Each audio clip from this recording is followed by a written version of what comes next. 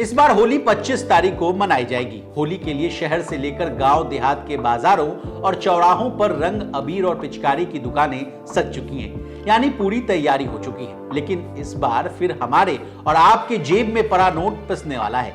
जी हां, आप सही सुन रहे हैं। होली की हुड़दंग में, मौज मस्ती में नोट को संभालना बड़ा मुश्किल हो जाता है। होली के दौरान अक्सर रंग डालने से जेब में मौजूद नोट रंगीन हो जाते हैं, जिसके बाद कई बार इन नोटों को दुकानदार लेने से मना कर देते हैं कि भाई रंग लगा हुआ है, दूसरा नोट दे दो।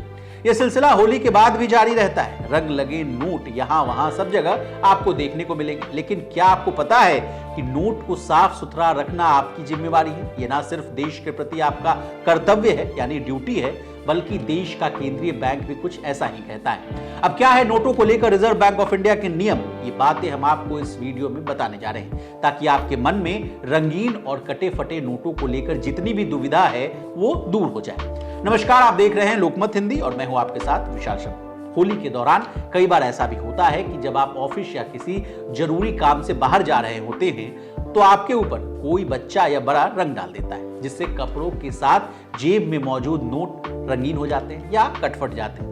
ऐसी स्थिति में जब आप इन नोट को किसी दुकानदार को देते हैं तो वो अक्सर मना कर देते हैं। लेकिन जब आप उन्हें रिजर्व बैंक ऑफ इंडिया का नियम बताएंगे तो वो इन नोट को लेने से मना नहीं कर सकते हैं, क्योंकि आरबीआई का नियम है कि कलर लगे हुए नोट को लेने से कोई भी दुकानदार मना नहीं कर सकता। अब इस कहानी में बार बार आरबीआई के नियम का जिक्र हो रहा है, तो सबसे पहले आरबीआई की क्लीन नोट पॉलिसी क्या कहती है ये जान लीजिए। आरबीआई ने आम जन तक अच्छी गुणवत्ता के नोट मुहैया कराने के लिए 1988 में क्लीन नोट पॉलिसी लेकर आई थी।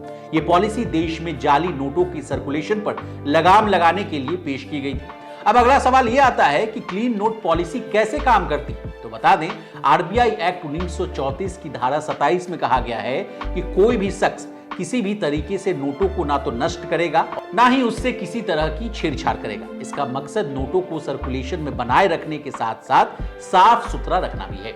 अगला सवाल ये आता है कि होली के दौरान कई बार ऐसा भी होता है कि पानी पड़ने के बाद नोट कट फट जाते हैं, तब आपको क्या करना चाहिए ये भी जान लीजिए। ऐसी स्थिति में आप रिजर्व बैंक ऑफ इंडिया के नियम के मुताबिक देश के सभी बैंकों में पुराने फटे मुड़े हुए नोट को ले जाकर बदल सकते हैं। इसके लिए बैंक द्वारा आपसे कोई शुल्क नहीं लिया जाता है। इसके अलावा आपको उस बैंक का ग्राहक होने की भी जरूरत नहीं है। अब जाते जाते किसी भी फटे हुए नोट को बैंक में बदलने पर आपको कितना रुपया रिटर्न यानी वापस मिलेगा ये जान लीजिए। किसी भी फटे हुए नोट को बैंक में बदलने पर बैंक आपको उस नोट की स्थिति के मुताबिक पैसा वापस करता है। इस बात को उदाहरण से समझिए। 2000 रुपए के नोट का 88 वर्ग सेंटीमीटर होने पर पूरा पैसा वापस मिल जाता है, लेकिन 44 वर्ग सीएम पर आधा ही पैसा मिलेगा। इसी तरह 200 रुपए फटे नोट में 78 वर्ग सीएम हिस्सा देने पर आपको पूरा पैसा वापस मिलेगा, लेकिन 39 वर्ग सीएम पर आधा पैसा ही मिलता है। बता दें, भारतीय रिजर्व बैंक के नियमानुसार हर बैंक को पुराने फटे या मुड़े नोट स्वीकार करने होंगे, बशर्ते वो नकली नहीं होने चाहिए। इसी तरह देश और दुनिया और बिजनेस जगत से जुड़ी तमाम ताजा तरीन खबरों के लिए बने रहिए हमारे साथ और देखते रहिए लोकमत हिंदी।